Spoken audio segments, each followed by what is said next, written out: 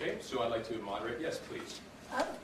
One of the students that was involved in the video said that this was a song that the group was taught, maybe from a song book that existed in the fraternity. And just going by what other fraternity members around the country have said to me that these songbooks, like the same songbook has been in the fraternity maybe for decades. The songs have been sung over and over again, part of the culture of the fraternity. Do you know if that's the case here? I am not aware of any songbook. There's been no official publication from SAE that has ever produced this song. And to that point, none of us have ever heard the song before. And so our songbook is an open book, literally, and we can provide that if necessary, but that is not anything that's officially sanctioned by our organization. Who taught the song to the singers? That's part of our investigation in the active cases, especially for the allegations that we currently have, to determine how did anybody learn about them. Sorry, yes, I'm sorry. So the teaching of it, that's part of our investigation currently with the chapters, especially those that have been named in allegations, to determine where that may be substantiated, if that's the case, and where that behavior may exist. Yes? In laying out the program, you called this an isolated incident, and yet you seem to be checking every chapter. I mean, how do you really know, and how can you call it an isolated incident? Well, that's what the investigation is for. What we have been able to determine, and I believe what I said is a few isolated cases, but that's what we're hoping to determine through this investigation, is either how widespread or isolated it is. Can you tell me how many chapters you have, and you did mention the number of members, so could you mention that again as well? 237 groups. All throughout the country? Yes, ma'am. Okay. And the membership total? Approximately 15,000. Undergraduate. Right. Yes, I'm sorry. Next to it, yes, sir. I mean, obviously, you read a statement, but when you watch that video, so many people had experiences and you talked about how they felt when they saw that video. Can you honestly tell me, as someone who's a member and who leads the organization, how you felt yourself? As the leader of this organization, I was disgusted, I was demoralized, I was embarrassed, and it's been an extremely difficult 10 days for myself and for my family. And I don't have time to think about that right now because I have to lead this organization. We have to do what's right, and we have to correct this course, and we will do that. And someday I will reflect on that. But I was embarrassed for SAE when I saw that. I'm sorry, there's a question here in the back. First, yes, please. How many African American members do you have? We have only been tracking race since about the fall of 2013, so we don't have an entire snapshot. I can tell you that since the fall of 2013, about 18 months, our intake of new members has been about 3% African American. Throughout the country? Throughout the country, that's correct. You said 3. Yes, ma'am. 20%. Approximately 20% of our membership is diverse. So identifies themselves as being non-Caucasian. But if to answer your question specifically about African American membership, it's about 3%. Yes, here in the front, please. No matter what steps you take now, do you think SAE's reputation has been staying forever? It certainly has been damaged. And we are doing this not to repair a reputation, but because it's the right thing to do, and we will let that play out as it does. Yes, over here, please. This is a little bit tangential, but it seems like so often when there are couples and fraternities, drinking is somehow part of the problem. It contributes to lapses of judgment in many different cases of criminal behavior and unacceptable behavior in fraternities. Is there any parallel campaign around drinking? We have many educational initiatives, as this one will never stop. Alcohol education for our undergraduates, how to empower them to make better decisions. We will never lose sight of that as well, and our determination to empower our undergraduates on that regard as well will stay steadfast. Yes, go ahead, please. Has anyone with the executive delegation, I guess, from Sure. SAE, have they had conversations with the expelled students, and what were those conversations? That's part of the investigation going on right now, and so I don't want to comment on that. But attempting to get to the bottom of this issue as it relates to at the university specifically, and then our organization on 30,000-foot level. But has there been conversations with those expelled students? Currently with that case, the chapter members are suspended, so they have had their membership privileges suspended during the process that's now been spelled out about. I'm sorry, for the trial process. So currently, our leadership is moving forward with the trial commission of those proceedings.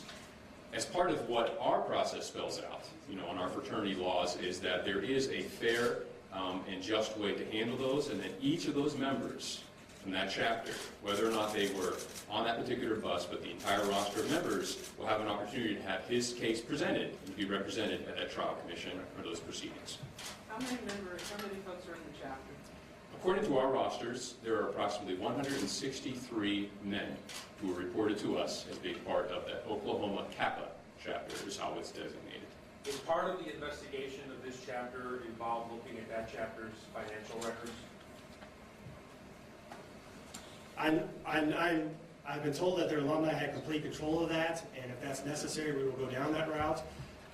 But as of right now, we are focused on trying to determine the root of this song or this chant, where it came from, and that's our primary focus. And unfortunately, it's been difficult to get some of that communication because the young men have spread and have other priorities right now, but we're doing our best to get the bottom of Do it. you have access to those records? We do not at the national So office. you couldn't get them right now, you'd have to request them from the alumni? That's correct. Yes. So a lawsuit has been filed, or there's talk of a lawsuit? I just honestly saw that in various articles. I don't know if that actually happened. I believe that some of the local alumni have retained counsel. We have absolutely nothing to do with that. Against the school for, Again, I can't comment on that. We have nothing to do with that. We don't know their intent because we haven't retained counsel. Yes, I'm sorry. I'll come back to you. Thank So you mentioned this national investigation that's ongoing. As I'm sure you're aware, this has become part of a greater conversation across the country ongoing about what is acceptable and what is not acceptable in terms of when you're talking about racial issues. What standards are you looking at in that investigation of what is acceptable and where does it cross the line? Well, what we saw in that video is never acceptable, and we need to be very clear about that. Part of what we're doing with the Partnership of Paradigm is to better educate our young men to understand what is acceptable and what is not acceptable, and most importantly, teach them the proper bystander behavior. So that if someone in your chapter or someone at your event, even if they're not in your chapter, does something that is inappropriate, they know how to properly react and engage in that situation at that moment. And then, either prior to that or after that, have that conversation in their chapter to better determine what is appropriate and what is not appropriate. And so that's part of what this educational process is for. In terms of disciplinary actions Right. that could be taken, though, what standards are there when you're looking at other incidents across the country if they do come up? Well, it's important to realize that not every incident is the same, and not every incident is exactly what happened at the University of Oklahoma. And so we will take each case for its individuality and its merit, and we will determine what is the appropriate education, or what is the appropriate sanction to that infraction. We don't want to miss out on an opportunity to create and engage with local groups at the university, to have a teachable moment if that is what is necessary. But if it goes beyond that, our board of directors has proven and shown that we will take the swift action needed. Yes, go ahead, please. How will you know if your 4-point plan is successful? What will be the benchmarks? For example, do you want to increase pledges of diverse races? Do you want a certain number of people to go through this diversity certification program by a certain date? Sure. Well, everybody will go through every member we have registered will go through the diversity education program. But as it relates to the first part of your question, being an organization that comprises 20% of minorities is a number we would like to increase. But at the end of the day, the most important thing we look for is a young man who comes to our organization who wishes to find the best version of himself. And when fraternity is done right, and when the SAE specifically is done right, I believe there are very few avenues better than our organization to do so. And so, at the end of the day, while having a diverse group gives us so many different views on different issues and help stabilize the organization. We want the best man possible to join our organization, and in return, our organization will be better as a result of having them. Yes, please. How many campuses have you been bumped from now as a result of this video since it surfaced? I am, at this moment, I'm unaware of 0 campuses we've been bumped from as a result of this video. I think most people understand that this video is specifically related to the University of Oklahoma, and that we will investigate, and if anything comes to the surface through this investigation, we will work through that with the university, and again, attach the appropriate sanction to whatever that case deserves. Was Yale and some others, were they saying that you're no longer welcome? Well, that was not as a direct relation to this video, or has anything to do with this video at all. Are there other institutions that are being investigated? I read the University of Texas. There's current out there, that's correct, and I've spoken the most about the allegations, I've spoken the most about the allegations. There are some active investigations with different chapters, and so for each of those, we're committed to finding out, are the allegations true? Can we substantiate those? And more importantly, is there a cultural problem with this chapter, and what point of time are we talking about here that someone has mentioned allegations? How many What is the racial makeup of the University of Oklahoma chapter? What is it? What's the percentage of, do you know? The percentage, no. That information is not currently available. And the one thing is that Blaine had mentioned 20% of our members, from the data that we have, identify as non-Caucasian. Some campuses, some chapters, that percentage is much higher. There may be 90% non-Caucasian members and only 10% of Caucasian members. It does depend on the campus, but that's the information we're trying to determine in order to better understand the diversity of our membership. Yes, I know that you had asked a question on And how many active investigations are you conducting at this point? Currently, there are 2 open active investigations. There are 2 where we have determined more information, but that information is not yet available. We have been very transparent in releasing those details for those investigations, what information comes to the surface. But certainly because of the integrity of those investigations, we can't discuss specific parts of that investigation because we don't want that investigation to be And compromised. who's making those decisions? The national leaders? About the investigations? Yeah, who's In investigating? any case, yeah, the investigative team comes back to the executive team and through our board of directors and says, here are the findings, and then they determine what the sanctions are or what sort of corrective action needs to take place. And as it relates to that, the song or the chant we heard in the video, we immediately started approaching all of our chapters and asking, where are we with this? Have you heard this, etc. And so it doesn't just stop with race. It's not about just religion or sexual orientation. This is a diversity and inclusion issue, and we're prepared to address it head on and in all factors. You had a question earlier, I'm sorry, did you have the question still or no? No, I I'm sorry. asked it. You didn't know the racial makeup. That particular chapter, I'm sorry, yes. Okay. I'll do it and then I'll come over here to this room. So 1 second, yes, please. So, people are usually invited to, or recruited to join fraternities. Some walk in the door, but they're often invited and recruited. So my question is there a commitment on the part of the national leadership to increase African American membership? Because it stands to reason that if that chapter had a substantial, or even any African Americans, that behavior would not have taken place. Because the people who were there would not have stood for it. Well, absolutely. There is a commitment to get the best young man we possibly can. That's not what I asked you. And so in that, with this education, we hope that all of our chapters, when they head into recruitment period, have a better understanding that you need to make sure that you look at everyone who comes to the door and not exclude anyone. And hopefully at the end of the day, as a result of that, our membership diversity will increase. That's not really what I asked you, sir. I asked, is there a commitment on the part of the leadership specifically to increase African American recruitment? Our commitment is absolutely steadfast to educate our members so that they recruit the best men out there. And we hope that anyone who wants to join our organization can find a home within our walls, regardless of their sexual orientation, their religion, their race, etc. All those things don't matter. We want the best man possible. To that point, through these conversations we're having now, we absolutely hope that our African American membership raises. Yes, you had a question here. Oh, I was just wondering, you said that you were asking other chapters if they had heard the song. You said you hadn't heard the song, but have any other chapters acknowledged that they have heard this song before?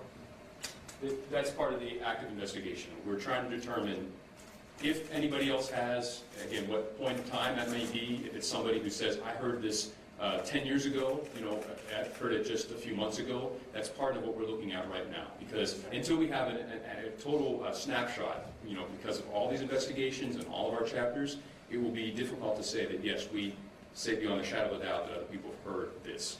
So far in the investigations, with the current membership in those investigations, we have nothing to substantiate that anybody was participating in that type of chant or that knew that. And that's aside from, obviously, the University of Oklahoma. We have 2 more questions. Yes, 2 more. Go ahead. Actually, if you would go. Okay. Okay. The 2 open ones, I know you said you were not going to get into specifics, but are they dealing with race issues, and where are they? The investigations that are active currently they're specific allegations that surface from social media. In other words, I know at least with the University of Texas, and the chapter president had made a statement there. That one was somebody's Twitter handle. Somebody had mentioned something about Texas and being part of the Texas chapter. What we've learned in that particular case, and those findings have been made public, is that the chapter, the person who says that he was a member of that chapter, is not a member of that chapter. We're not talking about the current undergraduates. Still, we're looking at the culture of that chapter, and is there a behavioral issue that needs to be addressed? The other one, it happens to be at Louisiana Tech University. That one is also related to social media. The original post was to something that had to do with another fraternity on that campus, and somehow Sigma Alpha Epsilon was mentioned as part of that. The findings, though, and tentative sort of details are not yet available with Louisiana Tech, but we are committed to making sure that we work through that process, so we've looked at all sides of that investigation. Yes. You talked a little bit about the disciplinary procedure for the students from Oklahoma, fraternity members from Oklahoma's chapter. Talk a little bit about the chapter as a whole on that campus at Oklahoma. I mean, what process is it for potentially reopening fraternity in future years? Well, that's a conversation we had with the president and the university. Obviously, there needs to be a lot of healing involved there and time passed, and that's not our focus right now.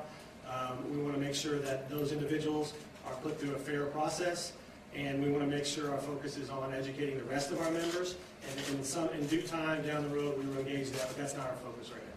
Okay, so we are going to have to, unfortunately, with the Q&A, but we are available to stay around for a little while, just so that you'll know, for everybody's in this room, sort of a copy of his remarks that he made will be available for handout here at the back of the room. I've also got my business cards, because I'll continue to handle media requests, any other specific requests, or one-on-one types of things. So thank you for your time, and again, if you want to receive those remarks, my business cards, I'll be happy to talk to you now to help facilitate that. Thank you.